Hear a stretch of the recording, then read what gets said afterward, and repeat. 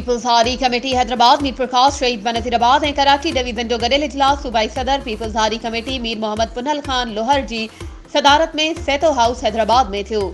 जंहिंमें सिंध जे सीनियर नायब सदर Syed Gada Hussain Shah, deputy information secretary Sindh Tirath Das Maharaj, मरकजी media coordinator Sindh Waseem Malha, division Hyderabad के सदर कामरेड जुल्फकार चन्ना, जिले हैदराबाद जो सदर रोशन शोरो, शहीद बनजीराबाद जो सदर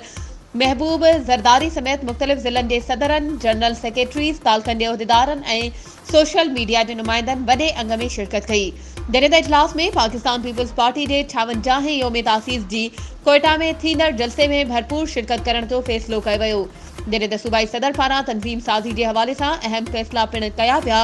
हुननि हुकूमत का मुतालबो कयो त ॿिज भाण के अघनि ते ज़ाब्तो आणे सिंध के हारनि मां बेचैनी ख़त्म कई वञे, जॾहिं त पीपल्स हारी कमेटी तंज़ीम के हवाले से फैसला करे रिपोर्ट सूबाई सदर निसार अहमद खोड़ो से मुलाकात करे पार्टी मामलन बाबत गौर विचार पिण करण जो चयो वियो।